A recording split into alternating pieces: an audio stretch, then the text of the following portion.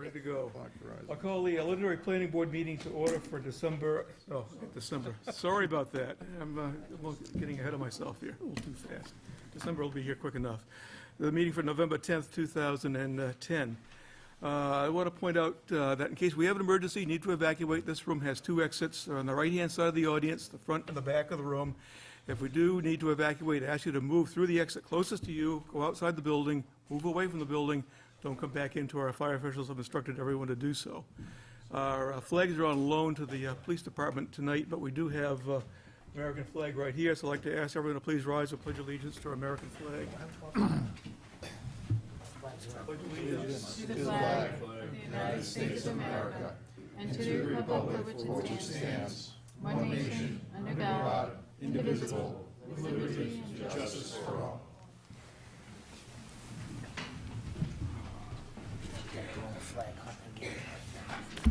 Okay, Laura's out sick tonight, so I'll appoint Dana to vote for Laura. And Cole is absent, but he is an alternate. So we do have actually all 9 voting members are here. Our meeting is divided into 2 parts. First part is administrative board work, where we got our business done, and the second part is, being the second Wednesday of the month, we have our workshops and conceptual discussions. We have 2 conceptual discussions tonight. We have Tim White from Southern New Hampshire Planning Commission, who's going to talk about the New Hampshire DOT 10-year highway plan. And then we have our very first, formal encounter with Pillsbury Realty Development, LLC. This is a conceptual discussion, but we'll get to that once we get our administrative board work done. So go to the board work, and we actually plans to re-sign the Ham Geneseo lot line adjustment as rejected by the registry. We have to re-sign it. Informational only, it was rejected. The revised plans were brought to the registry for pre-check. The registry has given the okay on this version of it, so we just need Chuck and Art to sign the plans at the end of the night. Okay, we'll get it done. And the thing we have is discussions with town staff, and I'll go to Andre first. Just a couple quick things. I attended the Londonderry annual dinner, which Kim Solinsky of L3 Insight Technology was honored for, I believe, Business of the Year. And also, this so happens that Andy Susi, the music band director over at the Londonderry High School, is also honored for his efforts with the Londonderry High School band. So, so it was a Londonderry evening for a Derry Londonderry Chamber of Commerce annual dinner. Also, a few weeks back, I attended the Manchester Chamber Infrastructure Summit that took place, and in which DOT indicated that the Manchester Airport Access Road project will be finished by November 11, as opposed to July 12, as they initially indicated. So it's been moved up about 7 months. So other than that, no other news to present, other than congratulations to those, to Kim Solinsky of L3 Insight and Andy Susi of Londonderry High School. Yep, that's good. Positive thing. Anything, John? No, nothing to see there. Tim? 2 things. The first is in your packet, you'll find under the administrative board work. Richard Canuel and I had talked about a couple of minor adjustments that need to be made to the sign ordinance. The first is a clarification on the intent of our temporary signage ordinance, that only 1 temporary sign is permitted on a lot. And the second is a fix to fix an omission, where currently we do not reference our new mixed-use commercial sub-district in the signage requirements. So we need to add that to the title of that particular section. Because these are relatively administrative in nature, I just wanted to bring these to the board's attention, and wondered if you're comfortable if we move immediately to a public hearing on December 8th on these 2 changes. Is the board comfortable going to public hearing? Yep, that's the consensus. Appreciate that. That'll be, Andre? No, go ahead. Oh, okay. Let's finish it then. The second item I had is, as I had informed the board via email, Crowell's Corner did file a motion for reconsideration on the judgment and decision that was rendered in the court case that the town is involved with. Our attorneys have filed an objection to that motion for reconsideration, and we expect that the judge will rule on the motion sometime in the next couple weeks. Okay. Anything else? That's all I have tonight. That's it. Short and sweet. So, Andre? I just had one more item. I do apologize, Mr. Chairman, but I did That's attend all the right. open house of Vulcanflex. If you remember, the Vulcanflex took over the building that was formerly occupied by NEA Automotive off of 6 George Ave. It's I believe, a 35,000 square foot facility, which they took over, and they had their grand opening, open house, 2 weeks ago. So it's a group that the staff and town had worked with for probably about a year and a half, and they finally purchased the building last year and did the retrofit and occupied the building this year. So definitely like to welcome Mike Quick, who's the president of Vulcanflex, and the Vulcanflex staff to Londonderry. Good, excellent. Anything from the board? Just one thing, Mr. Chairman, just wanted to let everybody know that the budget season will come upon us for fiscal year 2012, starting this Monday, November 15th. So your participation on both the town side and the school side is welcomed. We are, very well aware of the economic times that we are in and are trying to get creative around the budget. So any ideas are welcome as, for that purpose as well. And the school George? budget presentation is the 23rd, the Tuesday before Thanksgiving. I think it's the 23rd. 23rd of November for 23rd of November for initial, school. School budget Yep. presentation, okay. Ryan, our initial presentation is the 15th, would be the first pass, and then we have an 8 a.m. session on November 20th, in which the department heads will be coming in and presenting. That'll be all day long. We'll go until we're done. Is that a Saturday? Have you done? Saturday at 8 a.m., Yeah, you've done right before. before Thanksgiving. Okay, the only thing I have is the DOT, Exit 5, Route 28 interchange, project overview. This is on their website also, so you can always go there for more of the details.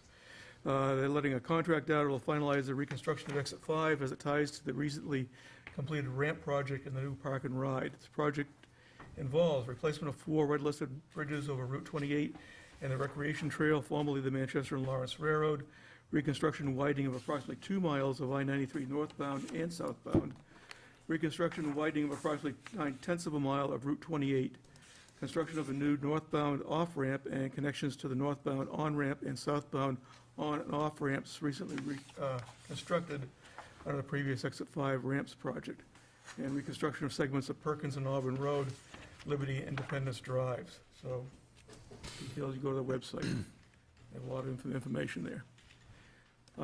That's all I have, and we'll Mr. get Chairman, to- just one other point, okay, too. go Just the Open Space Task Force had its first meeting last Thursday, Did you mention that, Lynn? and Mike Speltz from the Conservation Commission was elected as chairman. Dana is the Vice vice chair. chairman, and I was nominated or elected as the secretary of the commission, or the task force. And so we're off and running. We'll be meeting the first Thursday of each month. Right now, the plan is for the first Thursday of each month. And we're looking at meeting through June.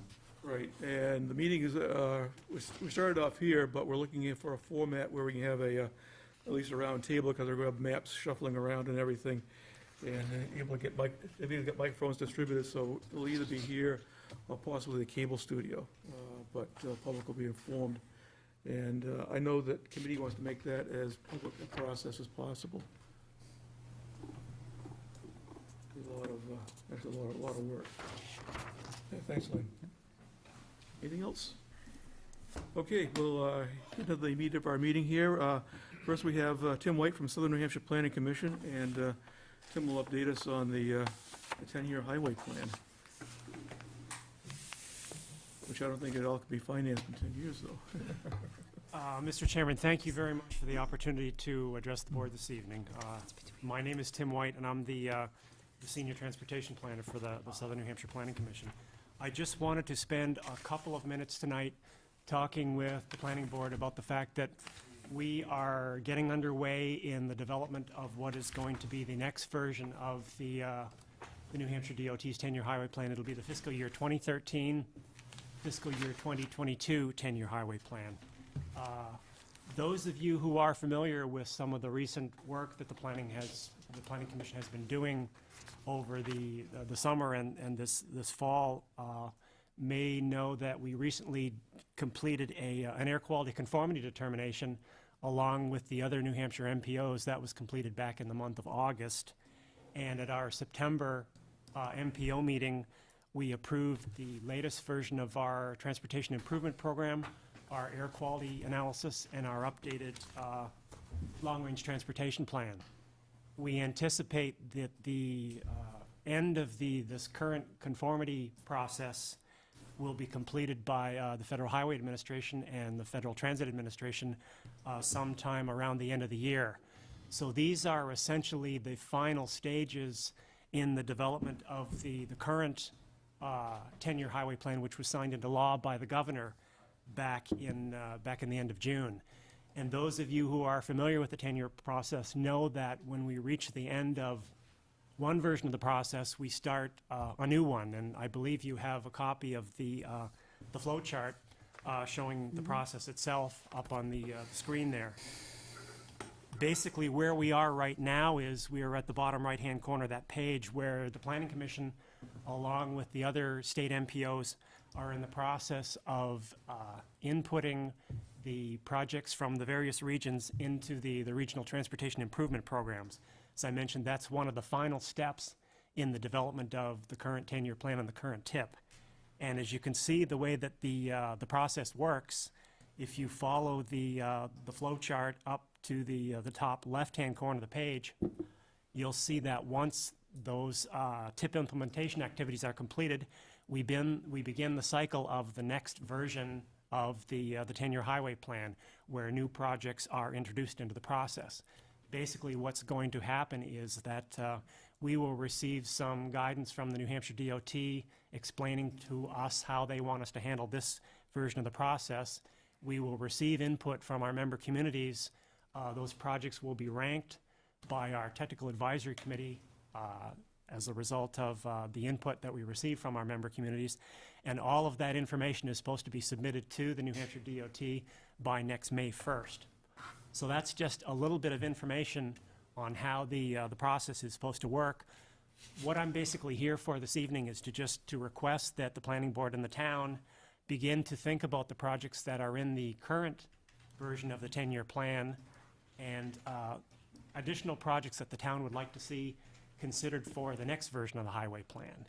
And in order to give you a little bit of a head start in doing that, I've provided a listing of some of the projects that are included in the current version of the plan. It's the next page of your handout. There's basically three groups of projects there. The first group of projects, 1 through 6, are projects that are included in the current version of the 10-year highway plan. The second group, and I should mention in the second group there is a typo, number 7 there, that should read New Hampshire 28, widening from Interstate 93 to Page Road. That first group of projects that I mentioned a moment ago, those are projects that are included in our 4-year transportation improvement program, as well as the remainder of the 10-year plan years. Those projects are largely funded. The second group of projects, which are included in our long-range plan, those are essentially projects that are currently unfunded. They are developed through corridor studies, traffic impact studies, other studies that are taken on by the region and by the town, and they're developed in that manner. The third list of projects is the most current information I have on the Red List Bridge project, Red List Bridge projects in the town of Londonderry. So this list was put together just to give the town a little bit of a head start in considering what they would like to see in the next version of the 10-year highway plan.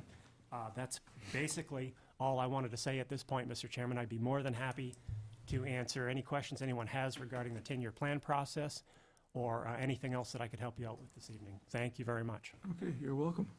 Board have any questions? Mary? I'm wondering, what does it mean when it's on a red list, about the bridges? The New Hampshire DOT's Red List Bridge program, those red-listed bridges represent some of the highest priorities that the DOT has for bridge improvements in the state. A red list bridge is essentially a bridge which is undergoing more frequent than normal inspections right now because of a structural deficiency, or it would be a bridge that is perhaps functionally obsolete. They are bridges which represent some of the DOT's most important bridge improvement projects, and as you can see, there are 5 of them that are included right now in the town of Londonderry. So, I'm just wondering why, if I-93 southbound and northbound over New Hampshire 28 is on the red list, why is it that the project is so far down, Londonderry, the intersection improvements? I mean, where it said the widening of from 93 on 28 to Page Road, wouldn't that all take the bridge into It's consideration? all essentially part of the same project. I should also add that those 2 bridges that you mentioned, number 4 and number 5, the information that I have now in the Red List Bridge Program, which is contained on the DOT's website, those 2 bridge improvement projects are currently programmed for the year 2013. Now, that is the best information that I have at this point. Okay. It's also in the information that Art was mentioning about the Exit 5 Yeah, project. Okay. Those bridges are in that Okay, list of great. projects. Becky, put that in the read file. Thank you. Also. Lynn? One question I had is the list of projects. Those are plans and not actionable projects or concrete projects? The projects that are currently included in our long-range plan, essentially, yes. They are largely unfunded projects which have resulted from studies that the Planning Commission has done or studies that the town may have done. They are important projects that the town considers to be a priority, which is why we put them in our long-range plan. And generally, the idea is to get them into the long-range plan first so that they can be seriously considered for inclusion in one version of the 10-year highway plan of the states. How does the project become a funded project? Or how does the transition happen from this list to a funded project? I think the way that we would like the process to work is that, and we're going to be working on this a little bit during this upcoming round, in that we haven't really heard yet from the DOT whether they're going to be considering any new projects for the next version of the 10-year plan. But what we would like to do in the meantime is take the projects that are currently in our long-range plan and begin to develop more detailed information concerning them so that we have the information available in order to get them onto one version of the 10-year plan in the future. Andre? Yeah, that was one of the things that I think the town should take a serious look at and take an active role in securing and making sure that the projects that we feel are important get on that 10-year plan, because as we found out, if you're, when the stimulus funds came about, if you aren't on any plan, you weren't going to get any money. And that's the case. But on the other hand, it worked out in our favor with regard to the Page Road, Route 28 intersection, that we were able to get on this small area list, and therefore we received funding in an amount of $1,050,000. So to get on that list is so important, and a lot of the grants that I have written over the, or me and my staff have written over the summer, there's always a question in there, are you part of a state's 10-year plan? Whether it's a SNP or a TIP or whatever the plans that the state has out there. And if the answer is no, boy, you're behind the 8 ball a bit, even though you may be on the some of the Hampshire plan, long-range plans, or you could be part of the Rockingham Economic Development Corp's SEDS plan. But if you're not part of this one, that's one of the key ones. Technically, the way that the process is supposed to work, and we do things a little bit differently here in the state of New Hampshire because we have the 10-year highway plan, but essentially the way that the MPO implementation projects is supposed to work is the projects are first supposed to go in to the MPO long-range plan, and then as they develop through the process, they eventually end up in the Transportation Improvement Program, which is the document that we use to actually implement the projects. But as I say, we do things a little bit differently here in New Hampshire, and sometimes the projects go from basically being the first time that they've been progressed by a town, they go straight into the 10-year highway plan. But generally, they're supposed to go into the long-range plan first. And who makes the ultimate decision to fund a project? Is it the DOT? You mean in the 10-year highway plan? Yeah, of the projects on the Legislature. 10-year highway plan. Well, I mean, the 10-year highway plan is also a process which there are a number of opportunities for the public as well as the towns to have input into that 10-year plan process. And this will be happening again during this round after the draft of the fiscal year 2013-2022 plan is developed by the DOT. Then we will have that series of public hearings like we did a year ago this past fall, to get the public's input on how they feel about the projects that have been inserted into the draft plan. And actually, Londonderry did have a project on the 10-year plan. It was the Route 28, 128 intersection. I think I was here 2 years after I was here. We wrote to get that on, and it was on from, I think, 2002 to 2007. But then it slid to, from being on the plan to a consideration, secondary plan, and then it got removed from the plan entirely. And so we feel, and I think Giannis can agree with me, that that's a very critical intersection as well. And that should be on the plan as well. And now that we've had several studies on the Route 28 corridor, in which I think we have a lot of information to support improvements along there from Page Road all the way to I-93, I think that is a project that should be on that plan, and I think we should make a concerted effort and make sure it's on that plan. Same goes with Route 102. Those are two primary conduits, not only for Londonderry, but for those communities around Londonderry, and those should be on the plan for upgrade. Yeah, I mean, we have to be vigilant to make sure things stay on there, but actually, the Governor's Council has a very active role in the highway planning, and actually, it's the Governor's Council and the Governor that forms basically the policy-making body Gas it. that passes the plan to the legislature. The legislature then adopts the plan. That's where the funding comes, or a lot of stuff that goes on there anyway before something is funded. But the final approval has to come out from the legislature. So even regarding I-93, the improvements in I-93, is that at the state level or is that at the federal level? Or a combination of both because it's a federal highway? It's really a combination of both, because the feedback goes back and forth, and I know my tenure on the commission, you get used to a lot of alphabet soup dealing with both state and federal agencies, and there's a lot of agencies. It's hard to keep track of stuff. I don't know who does, to tell the truth, but it's only my impression. Are the public hearings held in Concord? You mean for the 10-year plan process? The hearings are held all over the state. They Okay. usually occur they will probably be occurring this time in about a year's time, in October, November. Yeah, I think a while back, because it was in Manchester, because we're in the Ray Wazorik's, council district. Mhm. And it's usually like central, they're usually in Manchester. They might have some others, but There's usually an opportunity to have about 3 or 4 hearings in each one of the council districts. Thank you. anything else from the board? Public have any questions on the 10-year highway plan? Okay. We'll be in touch anyway. So. Thank you very much, Mr. Chairman. And thank you for coming. Thank you. You can stay for the rest of it too, Tim. It could be interesting. Yeah, all right, next item is a conceptual discussion with Pillsbury Realty Development LLC. This is, right now, is the Woodmont Commons PUD master plan, and this is going to be probably a lengthy process. The first part is really what they have to come up with is a master plan, and our PUD basically calls that this master plan of what's going to be constructed has to be consistent with the town itself. And I know Mike Kettenbach is here. He had a nice quotation what was in the paper, I think, from the very first day of the charrettes that we had back in the beginning of September. And that they're looking for a sustainable, long-term development that is a benefit to the entire community. And I think that is, a good place to start.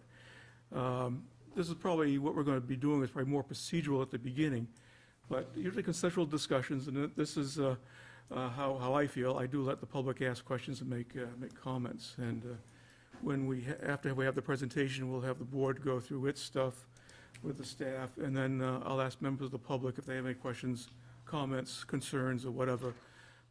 What I'd like is something germane to the issue that we're just discussing here tonight. But only speak when recognized by the chair.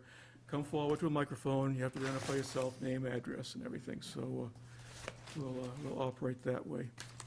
But I want to kind of keep this as an informal discussion. And a conceptual discussion by statute is basically an exchange of ideas between a developer and the planning board.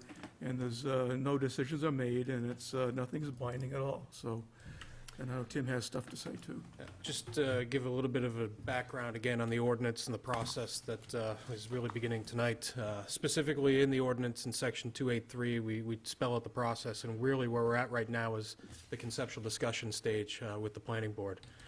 What I expect to take place here tonight is a back and forth between the applicant and the board and the staff to discuss, the format, the materials that are required to be in the PUD master plan, some general discussion about the overall scheme and plan for the project.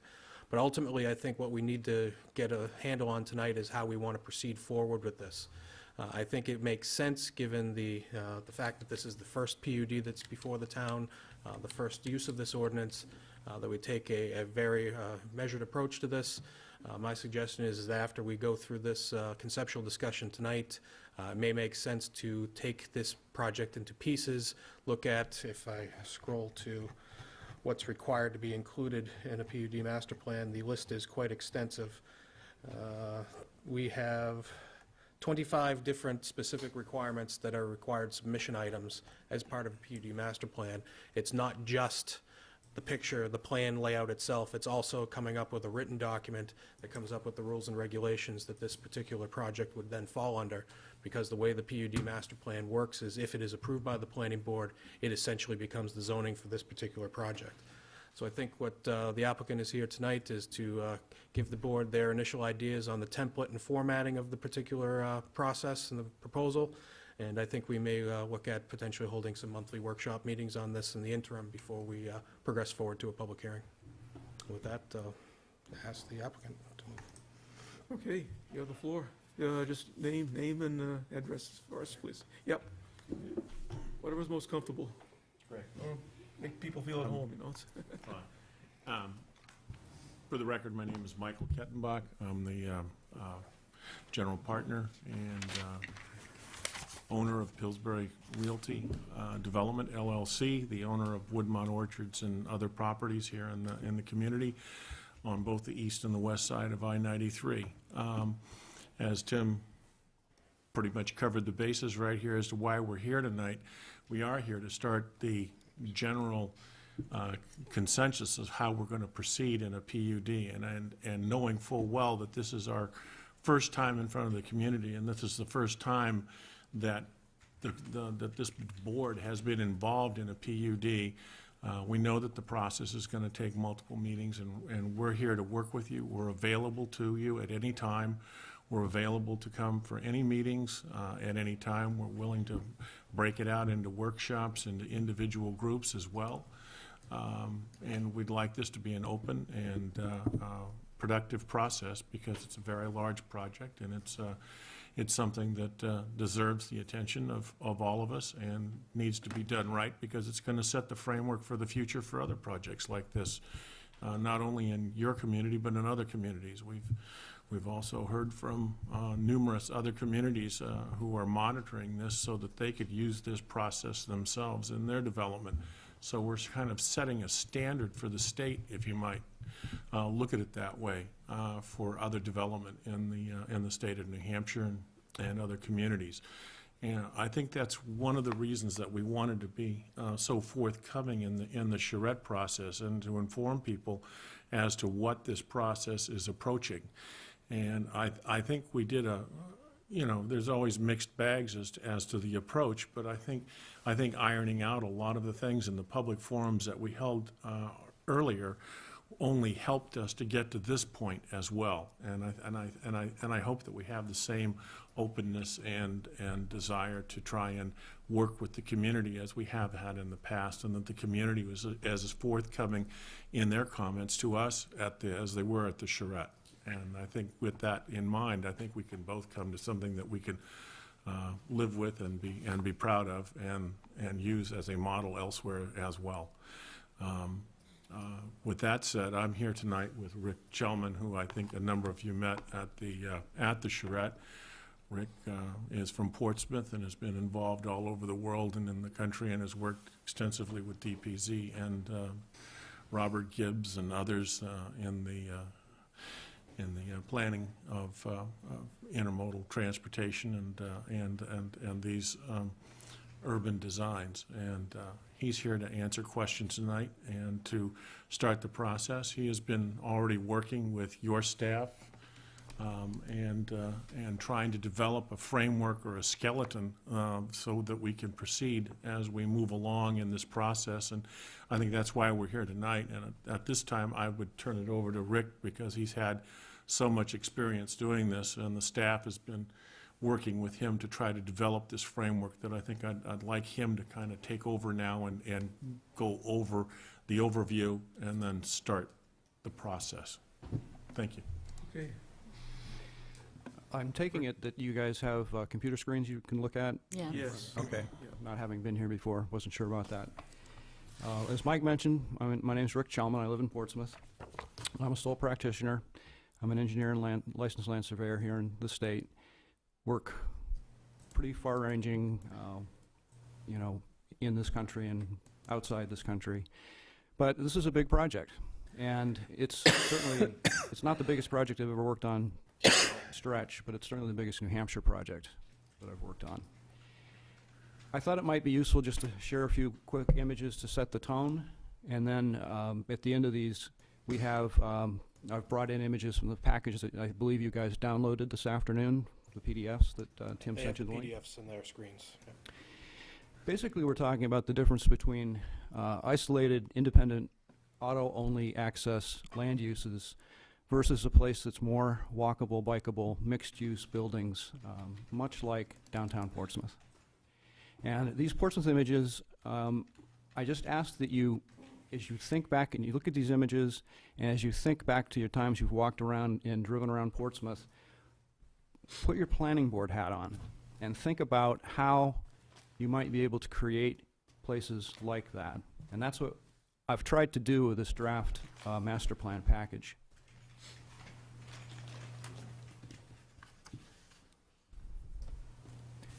That, the Popovers building was infill within the last, I think, 6 or 7 years. That used to be a parking lot in Eagle Photo.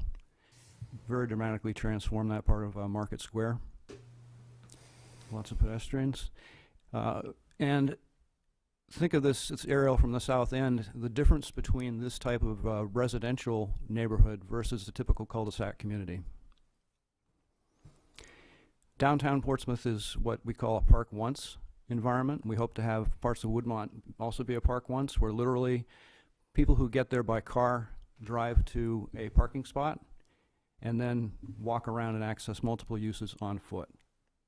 Very different than, suburban sprawl. That was during the charrette. That's my radar gun, 41 miles an hour. Speed is an issue when you're trying to make a place more pedestrian friendly. This is a concept of what's called optical width. If you go from the bottom to the top, and if you think about it as drivers, when the buildings are up close to the street, you tend to slow down because the optical width of the street is narrowed. And it's a much more friendly place for pedestrians as well. Technically, those 20 is plenty signs, there's actually science behind it. If there's an accident involving a motor vehicle and a pedestrian, and the car is going 20 miles an hour or less, the pedestrian who got struck is usually not permanently hurt. If that car is going about 36 or 37 miles an hour, they're usually killed. So if you now pay attention to the speedometer as you're driving around, it's very easy to get going basically lethal speeds very quickly unless you've detailed the streets appropriately. And this is, keep your eye on the car. It shows you what the different environment can be just basically using Photoshop. And I guarantee you that car would drive much differently on that street than that one.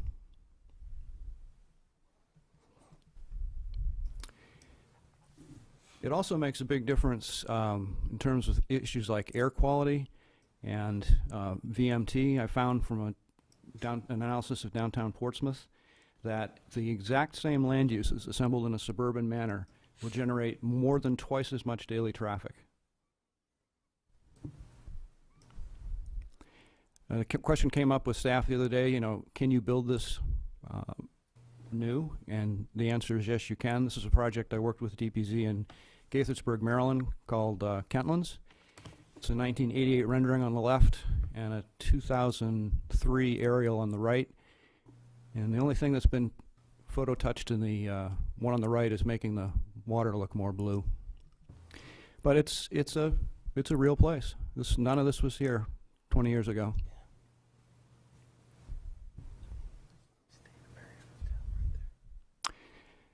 John Michaels has shared a lot of history books with me for Londonderry. I haven't gotten through all of them yet, but certainly a rich tradition here. When you look at these renderings that DPZ did, again, think back to look and feel, form, and does it feel good to you? Does this seem like a good thing, or, you know, and we can come back to it. That's the packing, this is the old packing building where we had the charrette. This is the east side of 93, sort of an Italian hill town. And again, it's the details of the buildings up to the street, pedestrian scale, parking to the rear. The rules of urbanism are not complex, but they need to be followed. And in this particular rendering, that street in the middle has been drawn too wide. So we did have the charrette, but that's not why we're here. This is why we're here. And I've been actually very much looking forward to this first discussion with the board. I was on a planning board up in Tufton Borough for 9 years myself, so I know what it's like on the other side of the table. What I've tried to do, and staff has been very helpful giving input, is create two documents. There's a series of the PDFs that you receive, but I've bound them in two sets. One's an 11 by 17 set of basically plan views, and the other is 8.5 by 11. That's going to be the sort of the rules for how this could work. So the first page, TND1 of the master plan, lists the overall list of land uses that I've blown up on the right. And the commercial numbers are pretty much largely from Bob Gibbs' market analysis. The dwelling unit count of 1,300, we're open to input from the board. I heard from several people during the charrette that they thought that more housing was needed for affordable and seniors. So that's a dialogue we can have. The project will be all on sewer and water, so it's not an issue. And the PUD allows up to 6 dwelling units per acre, which would be over 3,000. The next level just sort of made sense to me, since we've got 93 through the middle, that the first sort of breakdown would be with that which lies west of 93 and that which lies east of 93.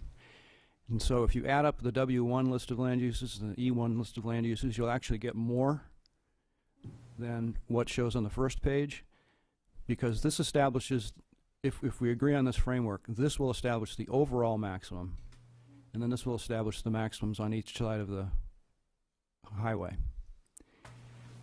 And then the most detailed breaks down into a series of parcels.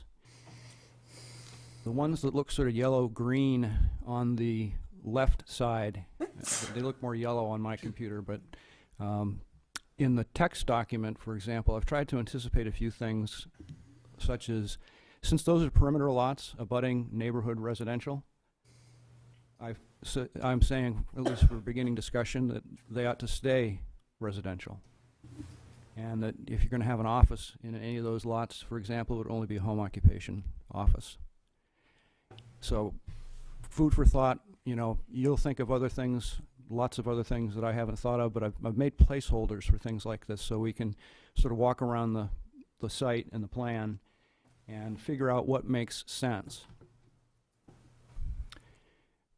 One of the requirements is to submit some traffic information. Since the project is likely a 30 to 40 year project, I don't think it's fair or reasonable to do any traffic analysis beyond what the PUD says, and that says, tell us how much it's going to generate and where is it going to go, and then identify intersections that we think, or locations that we think we're going to need to study or add improvements. So that's what those two sheets are. This is the cover of the written portion of the master plan, document 2. The list of allowable uses is straight out of the PUD. Sorry. Must be my wife. Haven't heard that one before. There we go. The PDF that you got this afternoon, by the way, still has truck terminal in it as allowed use. We're not proposing a truck terminal, but this does not. This is an important point.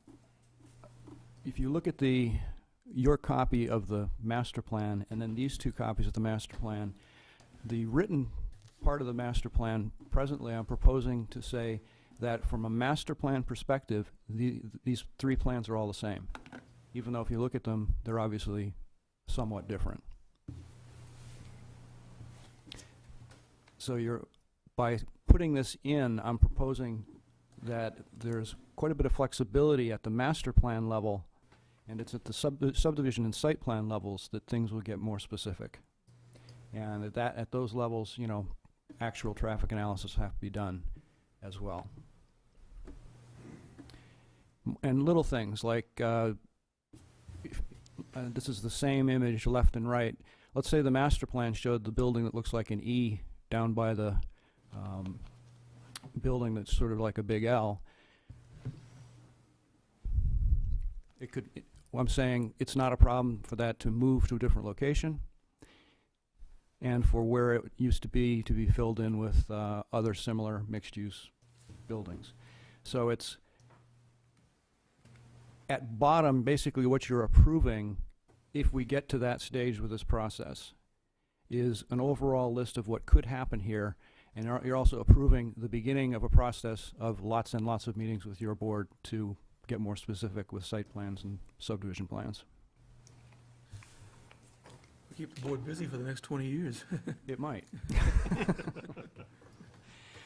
And that's it for me projecting to you. I'd really like to hear from you and like anybody else, Mr. Chairman, as you mentioned. There's a lot of information in the package you just received this afternoon. I'd like you to be able to get your arms around it. I don't know if any of you had any chance to think of anything already, but I'm here to help if I can. Just We know that this is, as we progress, we're going to provide more and more information as you're going to provide us with more information. And we're going to need time in between each meeting to digest what we're all talking about. So what you have today is, you know, a limited book that's going to expand, and we're going to fill in the blanks as we move along, and people are going to digest it as we move along, and we're going to refine it as we move along.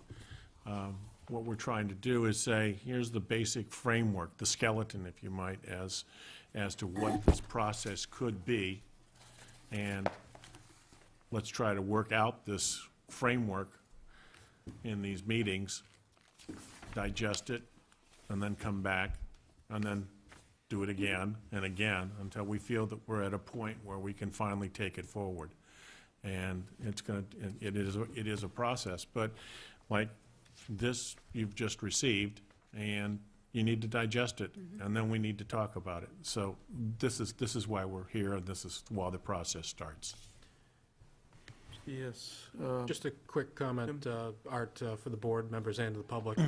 As Rick mentioned, we did just receive these this afternoon. I will be on Friday when I return after the holiday, uploading these to the town's website, so they will be available for people to take a look at on the town's website as well. Yes, that was going to be my, is how do we get this out to the public as, quickly as possible? Because this is our first look at it, so it's, we got a lot to digest. That's my feeling. I had a lot to digest with the charrette, but a lot of that was getting input from people and everything, and quite a wide range of ideas and everything.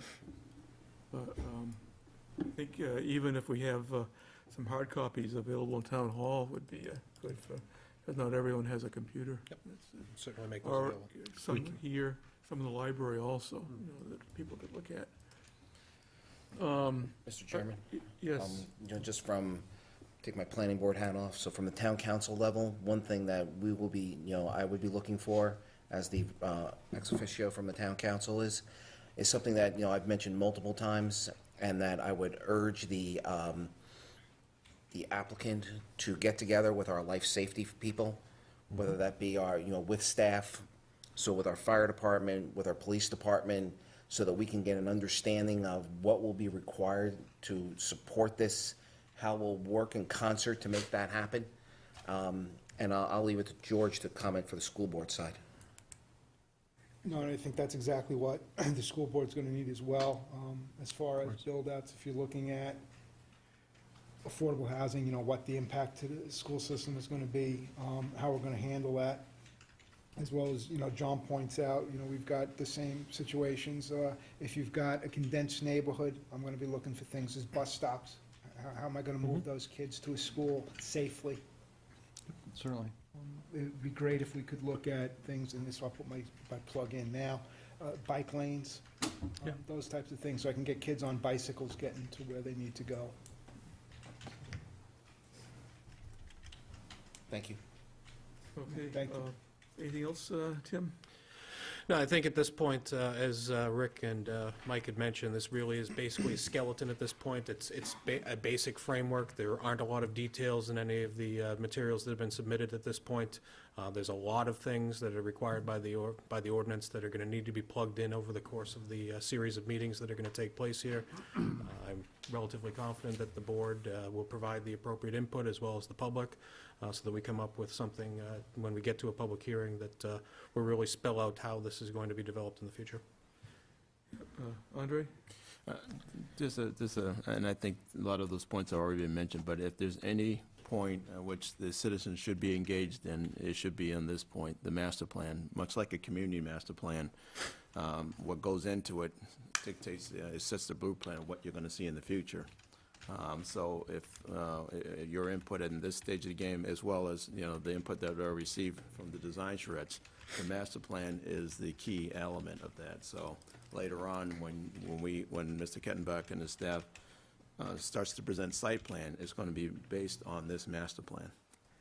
It's going to be based on the input they received. This is what sets the tone. This is, That's correct. as when we do the master plan for the entire town. Correct. It's, a lot of brainstorming at first, getting ideas and getting input, and then, and developing something more strategically, which a master plan is, really is a strategic plan. I'll go through the board members, if you have anything. Chris? Yeah, I have a couple of questions, actually 3 questions. Going back to your comment regarding, flexibility within some of the areas. So looking at the master plan level 2, for example, in the W2-1 area, you'd be looking that at this level, at this point, you're kind of putting general terms of what you're going to put in there. You've got a design in there right now, but you're looking for flexibility that might change as you get closer in on the design. Is that a correct understanding of that? Yes. One point to stress here, this is a real project, and, it's going to get built. So it's not an academic exercise, and one of the reasons to make sure that it can get built is to provide some flexibility so it can respond to the market. We think we know where, and DPZ thinks it knows where everything should be, but, Tenant's going to come to you and say, I want it exactly. here. Yeah. You might find a tenant who says, I don't want to be over by 93, I want to be in the town center, and that sounds good to me. So the premise is that for your designated area with the maximas, the W2-1, that's what would be in there, but it could be somewhere in there until you get closer into the... Yes, the concept Finalized on the level 2 plan is that within W2-1, the blue, basically those uses could go anywhere within the blue area. Okay. The yellow, as I mentioned earlier, stays residential. The sort of middle bluish green is more flexible and more commercial. Higher densities. Right, Yeah. right. So this is how one way I thought to approach this, and I know it can work, and if we work together to establish the right rules and regulations. And I think part of the back and forth we're going to need to have over the coming months is to what level and how how small do we want to see this level? Do we want to see it as large as it is here, or do we want to see it smaller? Those are the types of back and forth that need to take place over the coming months. Just as a comment too, rather than go two other questions, but as a comment, I did very much like the way you laid that out of, you know, where there's currently single-family homes, you're planning to put single-family homes, and then, you know, where there's new single-family homes, they may have more higher density thing. It was a nice, you know, Thank you. compromise in that. One of the, I know, big question marks was exit 4A. It looks like that area up to exit 4A, above the current Orchards, Pillsbury Road area, that could still be developed without exit 4A necessarily going in. I know a lot hinges on that. Is that, you know, you'd still be looking to develop that area out? It looks like a good design. The west side is not very heavily dependent on exit 4A at all. So it's the area over the other side, which would be more, the thing was retail, more on that side, retail and residential? It's much more heavily commercial, Okay, but it is mixed use. There's also residential. okay. And then the other comment I had was, there's a fair amount of public here today. I know we're going to have several of these meetings. Just to outreach to all the folks that live in the surrounding areas there, find some way to communicate with them when these are going to be going on, whether that's getting folks emails and just canvassing the community around those areas. You know, if you get the abutters in here and they get to voice their concerns and hear what you're talking about putting in there, will lay a lot of fears and, you know, make it a lot smoother, I think. Certainly. That was part of the purpose of charrette, to try to do additional outreach, because it's just, you know, this process is, this has to be more constrained, you know, by law and rules. So the charrette was basically intended to be a little bit more wide open and just free form and, you know, have folks stop in. And having done, I don't know, 150, 200 charrettes, it was a pretty good charrette. You know, I think we got some good feedback. I just know from past experience, John, this is something that I've always hear from John, if you get the abutters in here and you explain what you're doing, they'll be What we always say is the best predictor of future behavior is past behavior. So we've sat through many hearings in which someone comes up and says, you know what, it's the first time hearing this. You may have been talking about it, but I didn't hear you, or I wasn't contacted. And then what generally happens during that meeting is we just stop and, you know, strongly encourage you to go have a conversation with that person so that we can all move forward.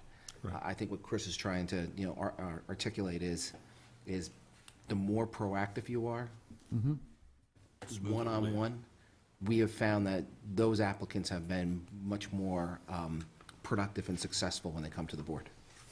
In that regard, Mr. Farrell, we have our website going online next week, and we do plan on doing mailings to abutters as we go through the process. Fantastic. So I think that we will try to be as informative to not only the abutters, but to the community as well. Thank you.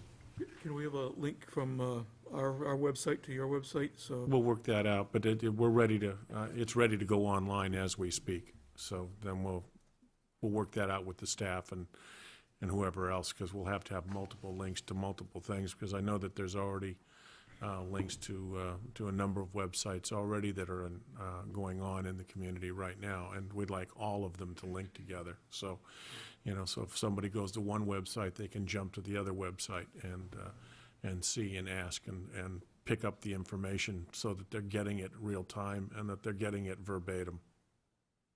You don't want rumors out there. That'd be great, thank you. Yeah. Right. My pleasure. What's that, Chris? Final comment, if you can fix the traffic pattern in and out of the market basket, I'm hats off to you.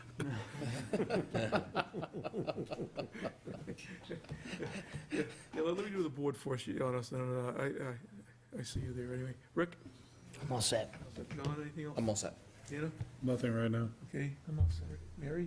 I know you did take many email and addresses during the design charrette, so my expectation is that you'll utilize those, Yes, absolutely. let people know. Yes. Even as a first blast, and then just to say, do you want us to get back in touch with you? We Let us logged know. every one of them. Good. And the other thing that I want to say is I know what you were trying to let us know about when you were saying that the master plan's going to look like this, the site plan may be slightly different, but still has all those components. I just want, us to make sure that the audience realizes that the components are gonna stay the same, they just may not be in the same place. Same configuration. Correct. Right, but you're not gonna suggest that we have, or you're not gonna, in the master plan, say that we're gonna have a hotel and then come in with a strip joint. You know what I'm saying? It's not gonna be a different, Is that an allowed use? Not in that area. your hopes up, John? I was just curious, I mean, SOBs are not permitted in the PUD. They use some acronyms. the levity's great, though. The way, Mary, if I may, the way it's currently worded, you could have something designated an office that became retail or residential. Right, But within those shaded areas, you couldn't put a hotel from W21 onto W26, for example. Not allowed. And the way it's also worded presently, in the written document, I said that only office or hotel could go from the east side of 93 to the west side of 93. Now, something else may come up as in the course of our discussions with staff. One of the issues is the hospital. If that became an early phase proposal, it's going to be more of a traffic problem than if it's a later phase proposal. So we may need to have a separate little discussion about that at some point. And I will certainly be talking about it more with staff. and do you have hotels talking to you? Do you have a hospital talking to you at this point? We've been talking to hospitals. We've had there's been a lot of indecision in the hospital industry because of, particularly teaching hospitals, because they don't know where they're going to be at. And they need to sort that out because of the healthcare issues that are currently facing them.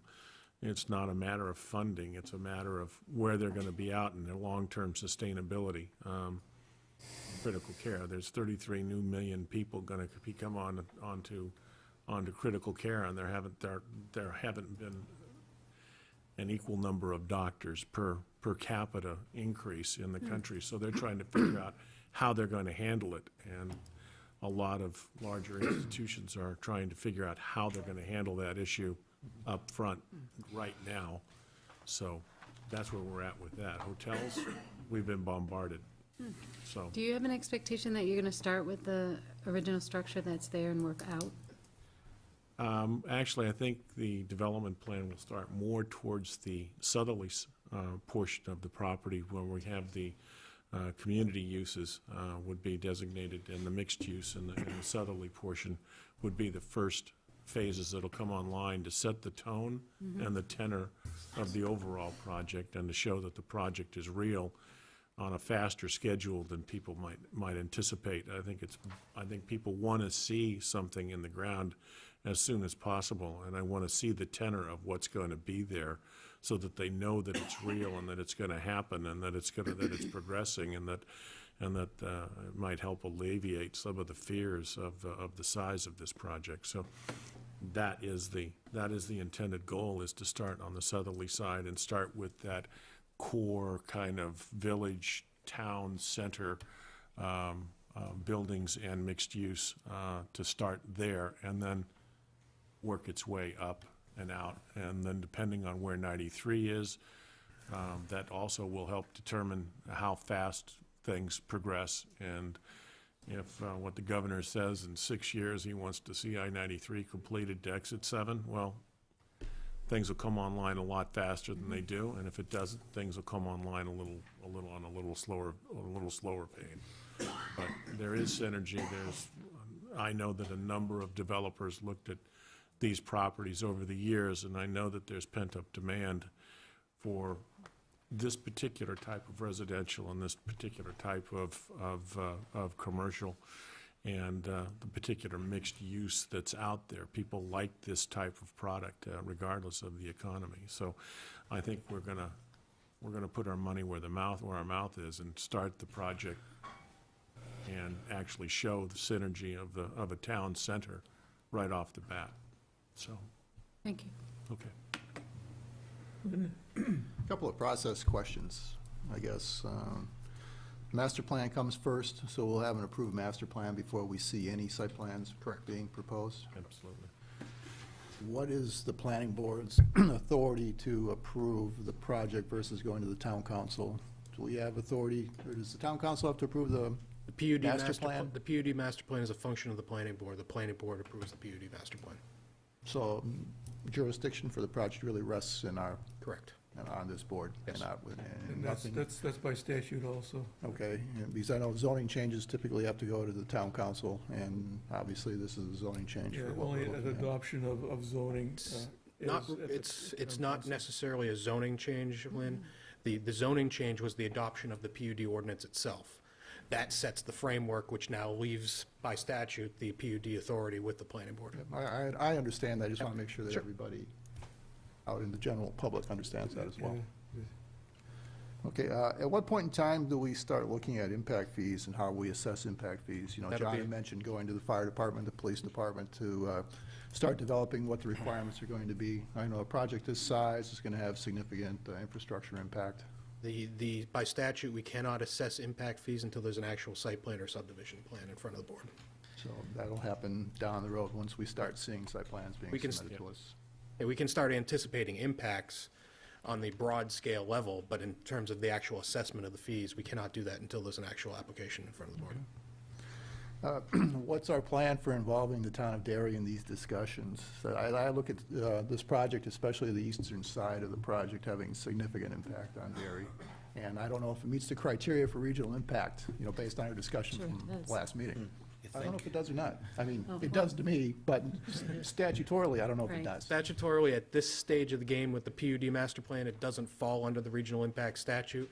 Individual projects likely will, but from my understanding, I know the project applicant and has been working with the town of Derry, and we are certainly inviting the Derry Community Development Department to be involved in this process as well. Okay, good. I want to make sure that that happens, so. And I guess just the last question, you know, if everything went according to what you see happening, the chain of events, when would you anticipate to break ground? When would you hope to break ground? I would hope to on the break first ground phase. this spring, but I mean, This spring. I want to be realistic. If we're through with the process, we would start immediately after the process is over. I'm just wondering what your expectations are. My expectations, if we're done with this process, I would start as soon as that process is over, and hopefully that would be this spring. Great. Thank you. You're welcome. George, Nothing else? Scott? The only question I have is, you had talked about deferring, like, traffic studies and traffic flow. When would that take, when would you start to look at that? I know everything now is just conceptual, so it's, The first site plan. In terms of the way the PUD ordinance is written, the requirements for the PUD ordinance are an estimated trip generation by the overall project, how those trips are going to be distributed in the existing roadway network, and then identification of potential areas where intersections may need improvement in the future. As part of any site plan application, it's a requirement for a traffic study for every individual site plan that would come through after that takes place.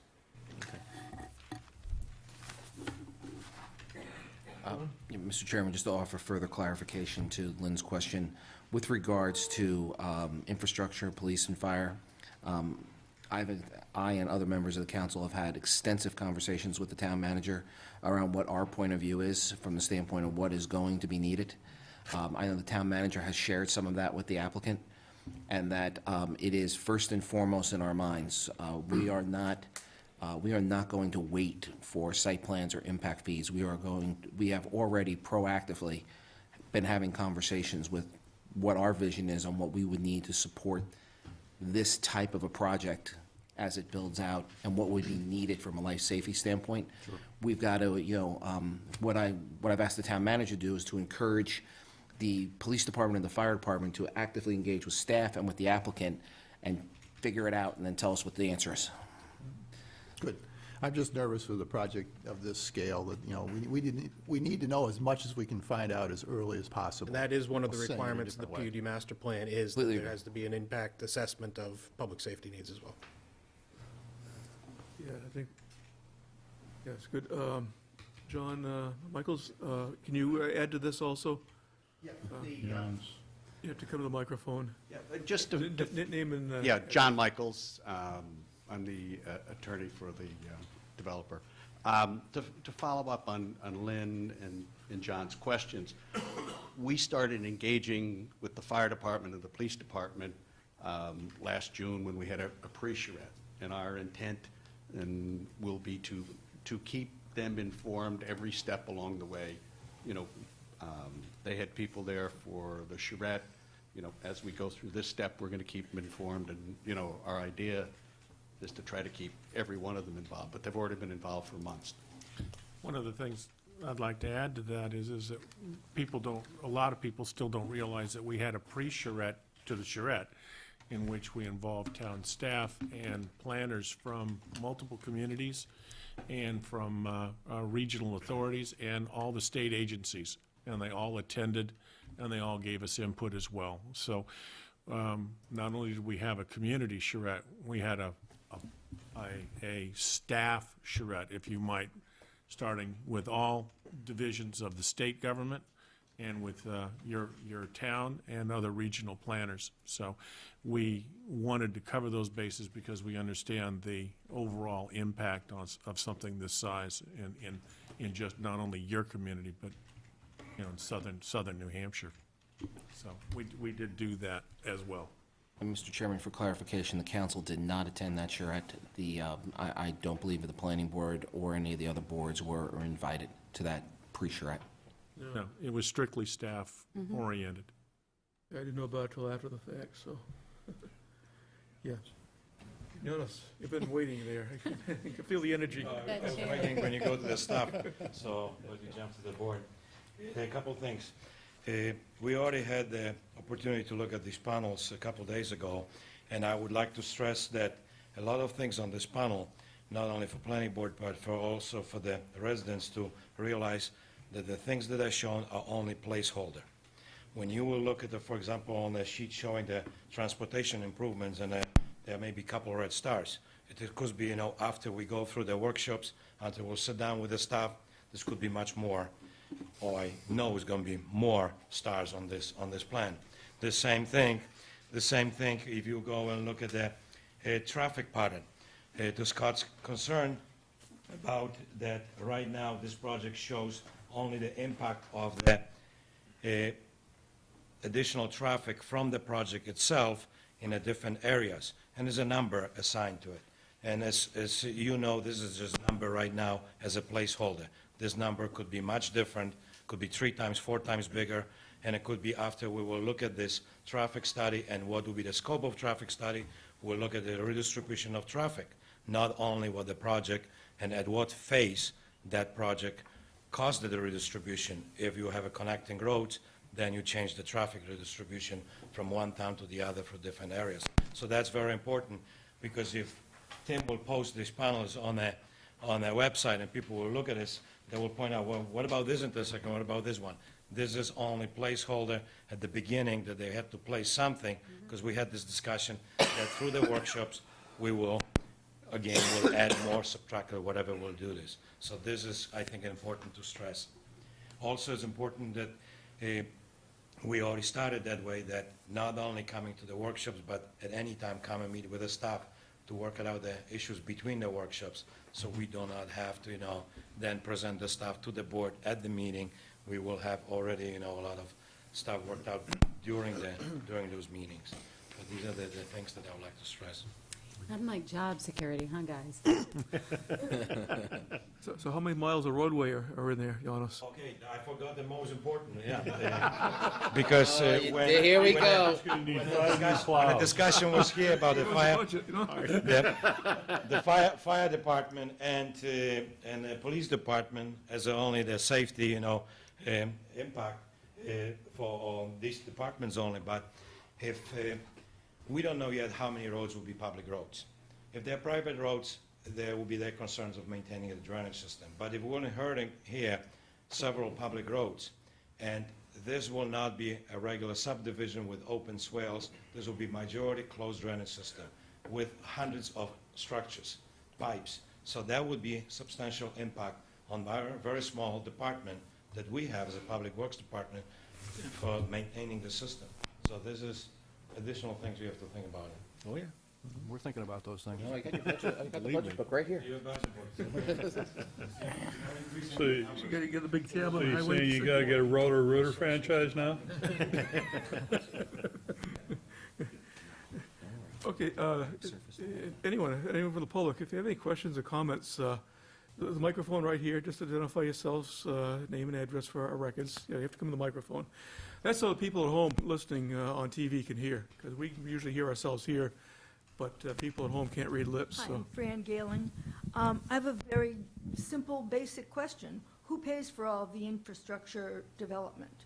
Who pays for the roads? Who pays for the increase in all of the He's raising his fire hand. department and police and schools, and who pays? You're looking at him. It'll be the So- developer. Ongoing, although, As the plan morphs, yes. so so that's all been worked out already? Where, that's not gonna, because, I mean, it's just, I mean, my, personally, my So concern you about want me to the- take this? It's a about part the of the, development. it's a part of the process. Okay, Right. I went to was only able to make it to one of the charrettes, but some things about it seem very intriguing and could be very positive. My two concerns are, is it going to be a positive influence on the character of the town and people's experience living here, both in the development and those of us who already live here? And is it going to be revenue positive or kill us?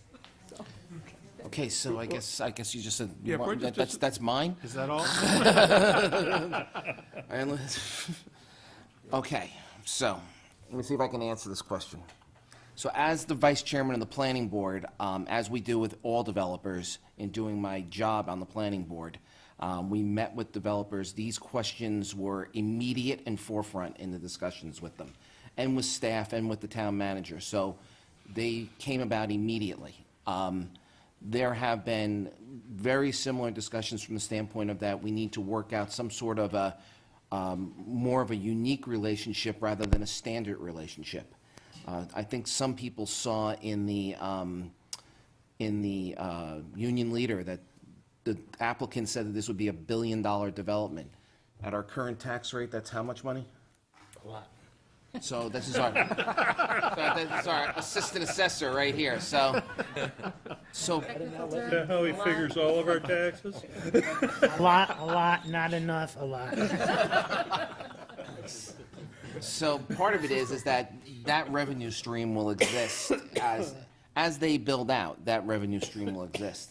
As they go through the change of use process, there'll be dollars that they'll pay into the change of use process. Some of the suggestions that have been made publicly to the applicant is that we feel that it would be, and when I say we, I ran for town council, not because I'm crazy, but because of this project, and because of all the reasons you asked. You know, what we've expressed, some of us, the planning board members, some of the town council members to the developers, and I'm looking straight past you, Mr. Kettenbach, to that nice lady there, is that we would, we want to have a proactive approach to this. We can't handle this the way we are right now. So we are going to be looking for an active partner, which is the way that they approached us originally in saying, partner with us. We're going to build this. We've bought the land. Figure out how to partner with us. We'll figure out how to partner with you and try to build the best thing for the town. It's a big give and take. Are we going to get everything we want? Probably not. Is he going to get everything he wants? Probably not. But if we can meet someplace in the middle, we can, I'm hoping, and the reason I ran for office is to protect the exact things that you said. That's the goal. I'm hoping we're going to get there. Does that answer your question? I think the overriding question that I've had from the beginning is how can we make this Londonderry-like? And that's, I think, the challenge that we have. And, you know, as John says, you know, that's the goal, because I think for this to succeed, one, I think the community has to be behind it, and the other has to be Londonderry-like. And there's various images of what Londonderry-like is from people that have been here for 2 years, 5 years, 30 years, or even 40 years. And Londonderry's gone through tremendous changes, even in the almost 30 years that I've been here. And, you know, it's not stopped yet. But I think it's to put our our flavor on it, and something that's meaningful to us and has, something inside that you feel positive about and good about. And that's what we want to hear. That's what we want to hear from people. And there'll be many opinions, and we want to put those all together somehow and find something workable. Because even though it's changed, it's maintained a character that we want to keep Yeah, we've throughout been, this process. we've been relatively good at it. I mean, some old timers will say, oh, it's just not the community, and anything is just like, oh. But Well, it isn't, it's but built, this community has grown, and it's not in a no-growth area, that's for sure. right. We got the major airport in the state, partly in our town, major interstate in our town. We got a major rail right-of-way that goes between Manchester and Lawrence right in town. So that's where things congregate, where the transportation nexuses are. And we're here. That's probably why a lot of us are here, because of easy transit from, You still have the I-93. chalet, though. To your point, Mr. Chairman, currently in the written document, towards the end of it, rather than get into a very technical explanation of architectural styles and things, if we can come up with images that have that Londonderry feel, or what might fit here, that, I think, is a better way of approaching this. I've worked on a number of different projects that have codes that regulate how you create buildings. They get very complicated very quickly, and I think it takes your eye off the ball. Here, we're looking at a master plan. I think we know it's like pornography. You know it when you see it. We know it would be a good building versus a bad building, and so let's just agree on some images and have those in the document. anyone else? Jimmy? Jim and Agnes, former longtime chairman and planning board member. I knew you couldn't stay away. So we can leave. Jim it and out, Agnes, you're trying to resident say. of Londonderry. First of all, I want the planning board to think of what they're doing. Look at the land, don't look at the project. It's a project no different than Reggie Ronzello brought in, old Londonderry brought in, and there was another one that brought in that never was done. I'm not saying these guys aren't gonna do it. But remember, planning was started in 1963. Zoning. That's 40 years old, 45 years old. This is a 30-year project. Things can change in 30 years. But if you look at the land, it sits right next to Market Basket, correct? 93. Londonderry Road's on the other side of the Turnpike. You got Gilchrist. You have a loop from 102 back to 102 that could be used for commercials, C3, C2, C1. Multi-use of commercial, because it's a prime commercial piece of property. There are approximately 12 houses on Gilchrist Road, which could be office space, and it's 2 or 3 houses on Pillsbury Road to Londonderry Road. The other one is, I believe the other piece he's talking about is industrial land to begin with, that could come to Londonderry Road. Now, you're talking 30 years. In 30 years, you could widen Londonderry Road to a 4-lane highway, and it could be used. So we have to think of it as a town, not as a project. How many houses are coming in? How many kids we gotta educate? How much money are we gonna get to offset this? $1 billion? Is it gonna take care of everything? They're talking about Portsmouth. You got winter maintenance. How do you take care of winter maintenance? They have to plow the street and take the snow out. They gotta dump it somewhere. Or is it a condominium style? Is it gonna be a condominium style so all the residents own their land? That's a question. Could be a range of both owned and rented. Excuse me? Owned and rented. They're all gonna own a piece of. So somebody will own. There'll be, Some will own, some will rent. right, and some will be upper level residential, some will be single family residential. Yeah, but they're gonna have a condominium association. There may be condominiums in the town center, but the outlying areas on the north side of Pillsbury Road, for example, will be mostly single family residential. It may have its own They're association. gonna own it on their own private land, private road. Correct? Private land.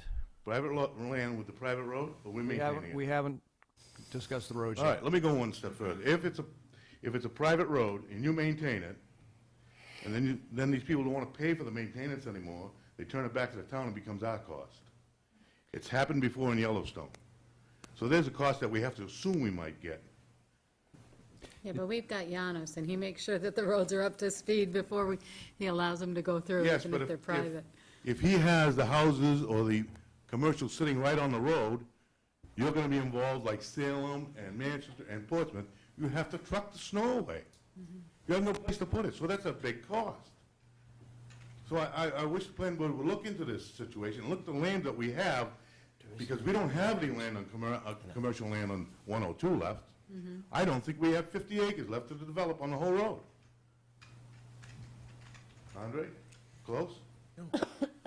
You don't know? There is. So that's something the planning board has to look at. How much land do we have left for commercial? You read the paper, people want better restaurants. Where are they gonna put them? There's no land. But that's a piece of land that could be turned commercial. And don't get rid of that piece of industrial land that if 4A ever goes in, that we already paid $5 million from a developer that promised the world, then it'll develop, or it might develop another way. So don't lose that land. As a planning board, you should look to see what you have, not what they're presenting. Because what they're presenting is a lot of houses, that's cost to the town. Thank you. Thanks, Jim. Anyone else? We're going to be doing this again anyway, so there'll be plenty of time for input, and maybe in some of our workshop sessions, we can have more informally and like break out into groups or something, or something we'll have to talk about, to make it more comfortable to get a, conversation. This is kind of a formal situation here, but we'll be back again, and it's on the agenda for December. Put it in as a placeholder for It's a December. placeholder right now. That'll be December 8th. Very good. Mr. Chairman. The lady back there, give them the microphone, please. I've got a question. Oh, okay.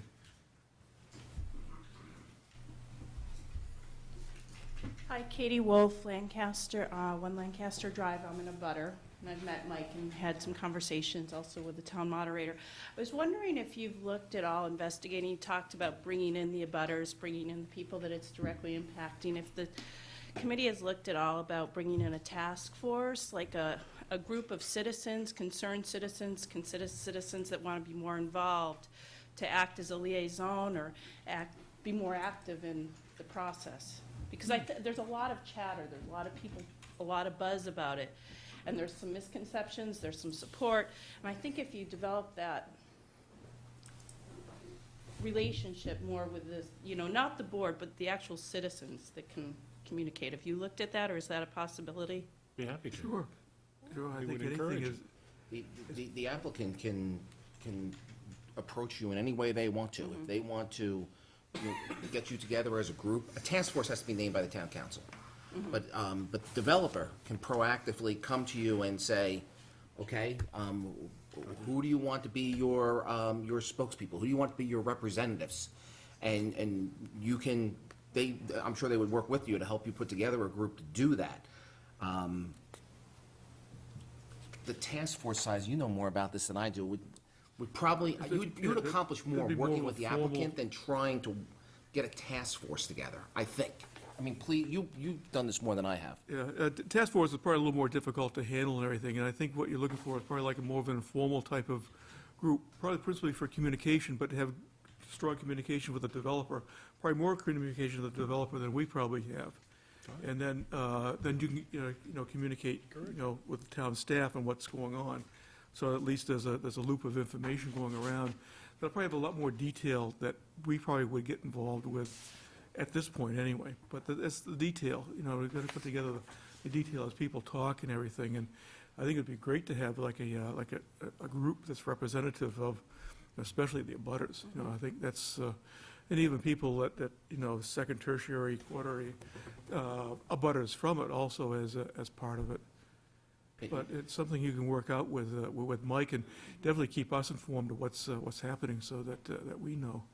But we're looking for all avenues of communication that people so people can talk about it and verbalize it and get ideas out. Because On a project like this, I like to have additional meetings with the abutters and interested people outside of the formal process. It keeps the formal process still going, but, some people don't dare come up to a mic. Sure. But they might have, they might have a and I real... really that's difficult. That's where we gotta want more informal types of setups and everything, and something like that I think would be great. We'll do that. We have You the- guys still housed at where you had the charrettes? Yes, we have an So, I office mean, there. people can knock on your door anytime? We're listed in the phone book now. I have one other question. Has there been any discussion, I don't know if you've investigated the tax impact or had any projections, but has the developer requested any kind of incentives for development? And I also had a question about the hotel tax. Is there any way that hotel tax, we can put on an additional amount per room? Has that been discussed? No, in fact, that would have to come from the state. Rooms and meals tax, by statute, the only thing a town can do is levy property taxes. We can't do anything else, and we can't offer any incentives at all. It's not, we don't have the statutory authority to do that. New Hampshire is a non-home rule state, which is a little unusual from how the state likes to picture itself. And basically, cities and towns can only do what's specifically delegated to them by the state legislature. So everything we do, we have to look for enabling legislation that allows us to do it. And those things we can't, we don't have the authority. I don't think the state would ever give us the authority either, so. And I can answer your other question. I was not the first appointed official to speak with them. There were elected officials years prior to me who have spoken with the developers. I can tell you from my conversations with them that I've been very public about, I have been asked for nothing. I've been asked for no incentives. I've been asked for absolutely nothing except that we want to build something that the people in Londonderry want. We do not want to build something they don't want. But I've been absolutely not asked for anything, not approached for anything. Staff can speak for themselves. I don't know if they have. Because again, as Art had mentioned, there really aren't we don't have as municipalities the ability to offer tax abatements or any types of incentives that you hear about in the south, the southeast, and places where, they give Toyota $10 billion in tax abatements. We can't do that in New Hampshire. We are I will prohibited tell by you, the law. one conversation that has been a constant, and I think Mr. Kettenbach will confirm this, is the one I repeated earlier when that nice lady asked the question, is I'm looking to figure out how to protect our burden from the standpoint of the individual homeowner and the taxpayer in this town, and for this project to pay for itself somehow and not impact the people who live here today. That's been my entire goal, and frankly, the reason I ran for office.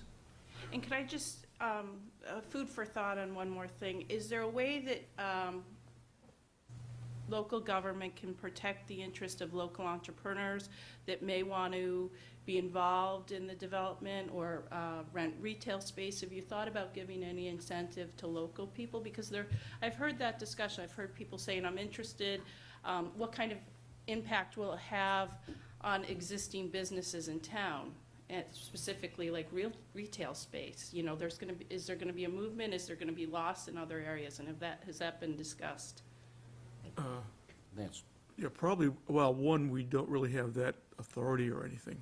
Okay. I mean, that's really a business decision as part of our free enterprise. And we have no power at all. I don't think the state has any power either to do that. And certainly if there's Through the really- Constitution. Well, I think what I heard from the question is that, is the applicant willing to work with local entrepreneurs? And Okay. I think that's To what I heard. encourage them to use the area that they're developing, to have incentives for our local businesses to grow with this development, to make it a mutually beneficial relationship. Is that something that can be worked Yeah, with? we don't have any Okay. authority to do that, but, I mean, the developer can basically do what they want. And I think it's really up to them, and I'm sure they're they know really a lot more is going on in the business world and with the commercial and industrial development and everything than we are even aware of, so. So the other hat I wore in the past was chairman of the Economic Development Committee. I would hope, and I'm sure it's happening already, that our Director of Economic Development for the town is Andre Garin. I would hope he's already having these types of conversations that he'll be having for many years, because it lays inside his department and with Tim to make sure they try to do what you're asking. I mean, as Art said, free enterprise is going to govern over what's going to happen, but we really depend on staff, as that is part of their full-time job, to attract the businesses that are welcome to the community, who enhance the community. But if I No, I speaking mean, for you, Has or? that actually, happened? he has been speaking for me, but I was have pointing had at a him. conversation with Mr. Kettenbeck about the businesses that are going to go there and whether or not there's incentives for local growth? No, absolutely not. We haven't had those conversations yet. Is it possible to have those conversations? Oh, absolutely. Yeah, absolutely. We can have those conversations. And just a word about incentives. The state does have incentives. And none have been asked by the applicant to utilize them. A community development block grant is an incentive. Or a revolving loan is an incentive. Establish this as a enterprise revitalization zone is an incentive. So there are tools that the state does have, none of which the applicant has approached us about. Thank you. Okay, you're welcome. Who else? Hey, Mike, name and address, please. Mike Speltz, 18 Sugar Plum. Trying to understand how the board will deal with the uncertainty that revolves around Exit 4A. I know Andres Doherty said at one of the Charette meetings that if they were to lose 4A, they would basically have to limit the development to the sort of the Woodmont area. And without 4A, I don't know that the traffic, can be made to work. So, as you go forward evaluating this application, how will you deal with that uncertainty? If only the Woodmont portion is developed, will that have a different impact on the town than if the whole project as we see it up there is developed? In other words, is the mix of commercial and residential homogeneous throughout that whole area? I don't think it is. I think that what's going to really happen is that there'll be a little more residential built first in the Woodmont phase, if I was listening correctly, a little more in the part north of Pillsbury, and then a large amount of commercial and industrial over on the other side of 93. So, if that mix changes because of things that are beyond our control in Washington and Concord, are we going to get into some of the concerns that you've been hearing about earlier in terms of the mix, the tax base that we end up with? I think it's a good point. I think at this point, we don't know what the future for 4A is or anything, and that really is, even though Derry is committed 5 million, Londonderry is committed 5 million, I think the bulk of it is really up to the state and the feds on what happens. And I know Andres Dewaney had said that I think at least a third of the project could be built without 4A, but the rest of it would require 4A. I think this is a quote from him, so. Well, there's a couple of points of clarification. First of all, I did see on the presentation earlier tonight that the final design engineering has been approved, or at least it's on the 10-year plan for Exit 4A. So that's a positive indicator, and perhaps tying into what Mike said from the governor's office. The other is there's a perception among some people I'd like to clear up. On the southerly side, the Woodmont side, to the right of the blue area that might become a pond, right in there, the darker buildings are mixed-use buildings. And there's a lot of commercial proposed on this side of 93. Shops, restaurants, stores, offices, and potentially even a hospital. So it's not just a residential project, as some on this side of 93. There's quite a bit of, if you look over a list of land uses, office, 2 million square feet, a couple 100,000 square feet of retail, and then other uses. So it's not just residential, and I think we can address the 4A issue as we get through the process, but I think we can also safely do a master plan that is not dependent on 4A.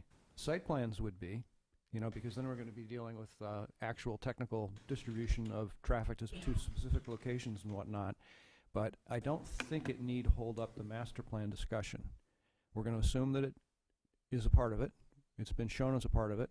If 3 years after the master plan has been approved, it gets shut down, that might mean a new master plan. We can have that discussion. Yes. Andre? I just wanted this to supplement something that Rick had said regarding Exit 4A. He is correct. In the 10-year plan, the Exit 4A project is in there. There's money that DOT is, and the federal highways put towards it. But it just needs to be reiterated that that is going west.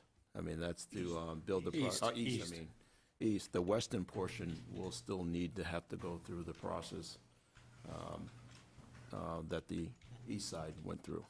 So what's in there is to build that road, the interchange off of I-93 going east towards Derry. You won't have a left turn at the end of the road? It might have a rest left turn, but it won't go anywhere. Won't go anywhere?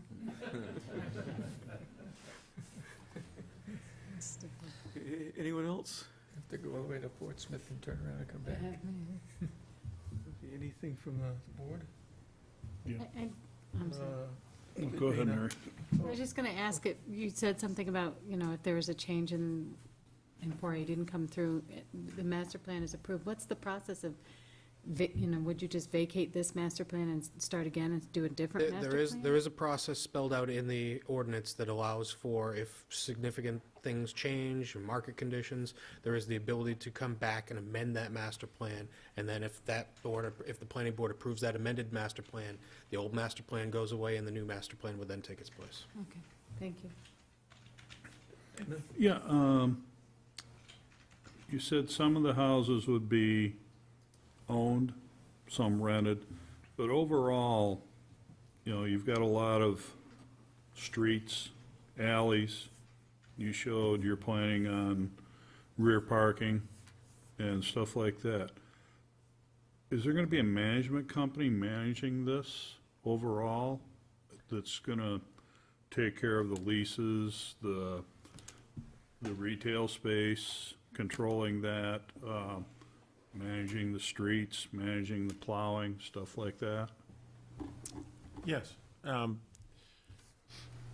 How it's envisioned right now is that the corporation that owns the land will start the process, and as things are developed, they'll be different.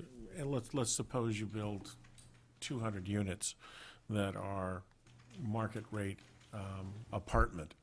That'll be handled by that apartment process. If there are condos built, there will be a condo association, very similar to what takes place today. But at each level, as it comes before you, after the master plan is approved, we have to answer those questions directly to you, and we have to show you the viability of it, and we have to show you that it's self-sustaining.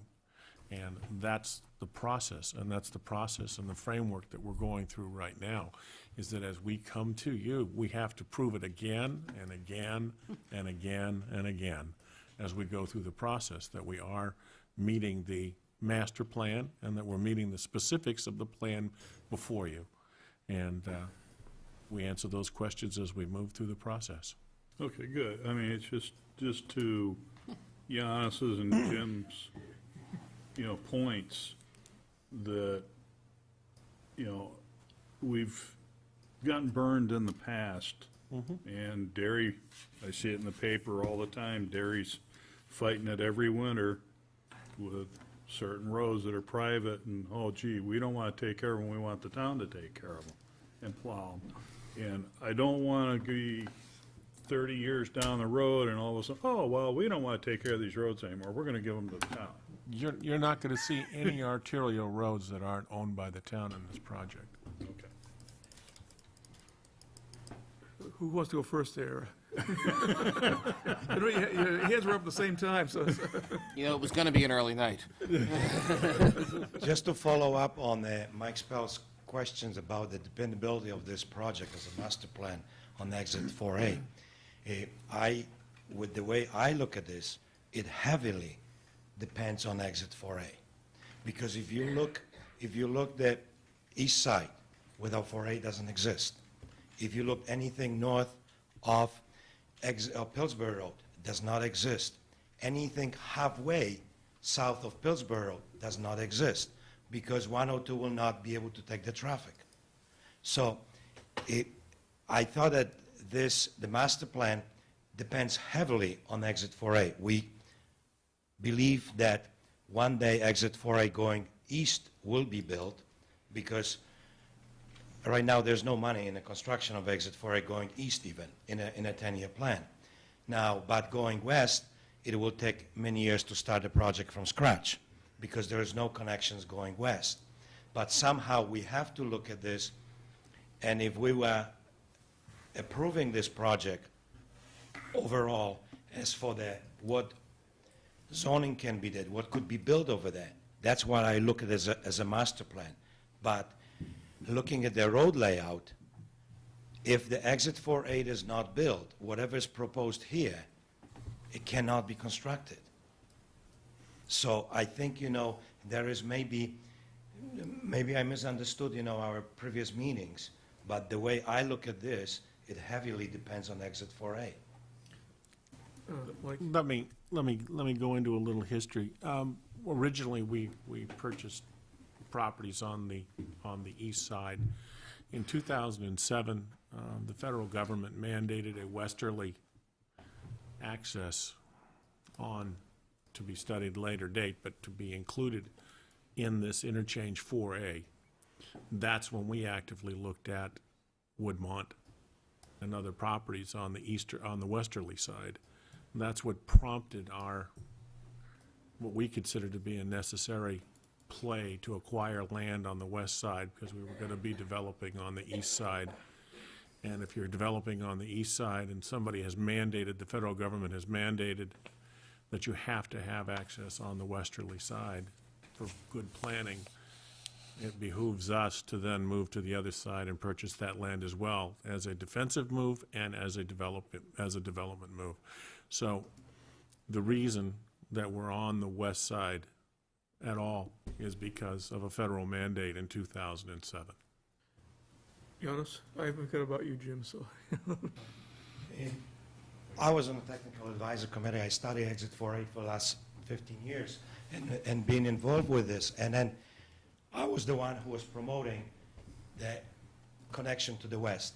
Because if town of Londonderry, because of a lawsuit, was stuck to pay $5 million for exit 4A and benefits very little if going only east, I was looking at least we should have connections to the west. It makes sense. This will be the only one time this exit will ever be built. And to get only to the east and spend $5 million, right now this exit is going to cost 3 times that amount of money, going only east. Then, for $10 million cannot be built. But I strongly agree that, yes, it should be, and I was proposing that on those meetings, now that the feds mandated that it should be looked to the west. In those days, 10 years ago, we were promoting that this will be open space, and we do not want to exit going west. I said, 10 years from now, those days, who knows what's going to happen? Exactly to 10 days, I would like to say, I told you so.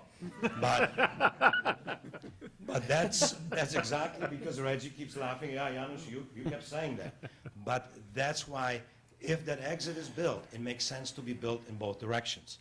Because at least town will benefit another access to the highway between exit 5 and exit 4. If that will serve us all the way from Litchfield Road, from Stonehenge, to make a connection over there, not only from this development, it will be beneficial. The town will have that exit to the major highway.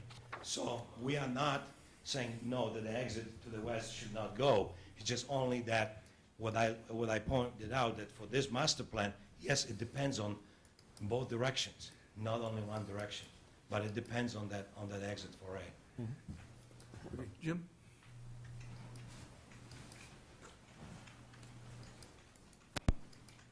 When 4A was voted in, they promised people no west exit. Here it is, 10, 12 years later, they're talking about it. So they're talking about a 30-year master plan. That's going to change. How many times has our master plan changed?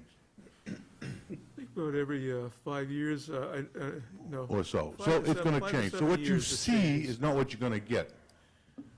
The question I had the first time I spoke here is, a corporation is going to own the private roads, correct? If there are private roads, we haven't had that discussion yet. Corporation, condominium association is going to own the roads. What happens if the corporation goes belly up? Who's paying for the roads? It's not what we said. Excuse me? That's not what we said. I don't want to be argumentative, but that's not what we said. Yeah, I don't want any arguments anyway. I don't want to argue, but I believe you said a corporation or private is going to own the roads and plow the roads and pay the taxes. I assume they pay taxes on the road. 'Cause they're Oh, yeah, privately owned. If they own the property, yeah. They don't. No, I'm wrong again. But we have a building in town that has a condominium association that doesn't pay taxes on their land. The town owns it, and they still use it. Are we going to have another situation like that? Yeah, I It's been think- going on for 10 years. Yeah, we've learned our lessons usually the hard way. but- I think I've told you once before, but, Oh, yes. so we have to watch out for that because we don't want to own the roads and maintain them because they don't meet our standards, because the snowplow alone will cost a fortune just to get rid of. Yeah, And we'll have to maintain them. Dana knows that well. So we have to be very careful. But I would suggest you look at the land and see what the best use is for the town and not the developer. Yes, And a 30-year master plan, that's too far. probably change. And what are you going to build first, houses or commercial? Are you going to build them both at the same time? Mixed-use village. I think I answered that question as well. We did decide that we're going to do both both mixed use and commercial and residential at the same time from the inception. Thank you. Those were my comments. Okay. Anyone else? Board have anything?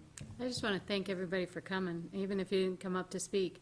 At least you're in the audience, and this is the best attendance we've had in, quite a long time where people haven't left after the first presentation, so thank you Yeah, for staying. There'll be plenty of opportunity for input anyway, and there's various means of input. You can email us.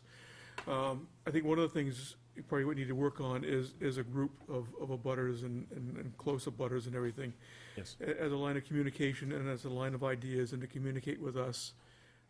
There's going to be the website to get information, especially what we've had tonight.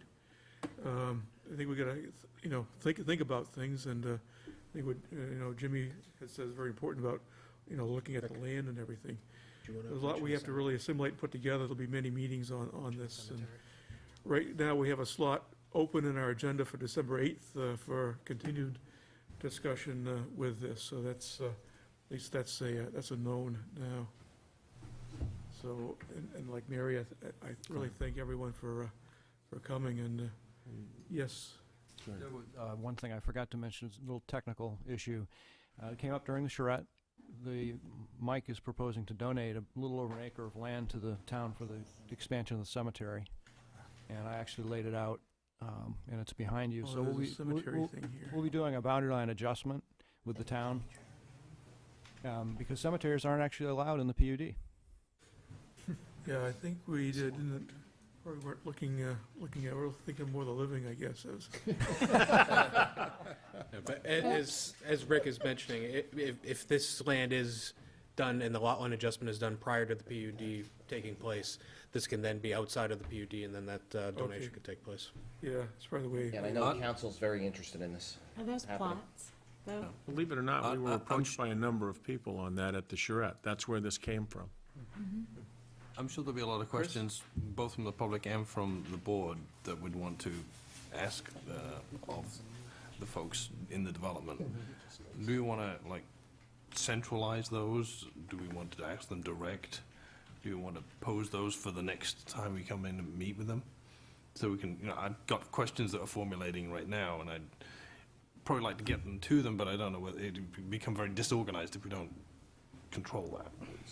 Certainly from the board. Yeah, I mean, because you can forward stuff, Maybe it goes to But Tim, and right Tim, through Tim. presents that'd be them the to best them. way, through Tim. He would be communication central, and that Perhaps you keeps us from sending email with each other all over the place, which we don't want to do. Our communication will be with Tim and communicate with Tim. So if we've got questions, send Send them to them to me Tim, and I can they get them. forward on to you guys. And then perhaps you might have a frequently asked questions button on your website. Sure. So that, We want to have it as interactive as possible. right? Good. Anything else? Any questions of us? No. Thank you for your time. Thank you. You're welcome. Any other business to come before the board? Motion for adjournment. Motion for adjournment, second by Mary. All those in favor signify by saying aye. Aye. We're adjourned. Thank you, everyone. The opportunity to get at.